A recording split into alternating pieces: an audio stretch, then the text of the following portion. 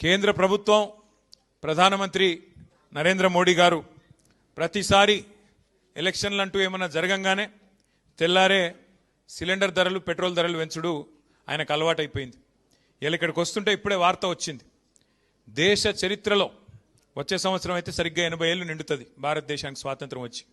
80 ఏళ్లలో ఎన్నడూ పెంచనంత పెద్ద ఎత్తున వాణిజ్య సిలిండర్ల మీద, అంటే హోటళ్లలో వాడే సిలిండర్ల మీద ఇవాళ రేట్ ఎంత పెరిగింది ఎరికేనా మీకు? తెలియదా?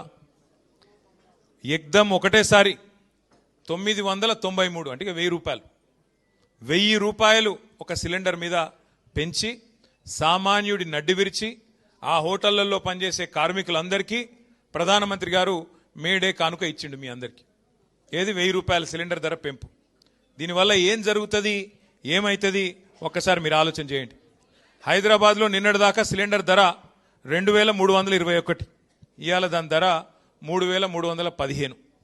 ఎన్నడూ ఈ భారతదేశంలో ఇంత పెద్ద ఎత్తున ఎవరు సిలిండర్ ధరలు పెంచలే. దీనితో ఇప్పుడు ఏమవుతుంది, హోటళ్లల్లో రెస్టారెంట్లలో పనిచేసే కార్మికులందరికీ దినదిన గండం అన్నట్టు వాళ్ళ పరిస్థితి. ఇప్పటికే గ్యాస్ దొరుకుతలేదు, అదే యుద్ధం చాలా అయినాక అని చెప్పి చాలామంది హోటళ్లల్లో తగ్గించిండ్రు, రెస్టారెంట్లలో హోటళ్లలో తగ్గించారు, ఏది వండుడే తగ్గింది. కానీ వాళ్ళ సామాన్యుడు, ముఖ్యంగా లక్షలాది మంది పిల్లలు హైదరాబాద్లో బ్యాచిలర్లు ఇక్కడ ఐటీ ఉద్యోగాలు చేసుకుంటూ ఇతర ఉద్యోగాలు చేసుకుంటూ హోటళ్ల మీద మెస్సుల మీద ఆధారపడేటోళ్ళు ఉంటారు. వాళ్ళందరికీ ఇలా ఇబ్బంది, వాళ్ళందరికీ మరి ఆహారం ధర పెరిగిపోతుంది.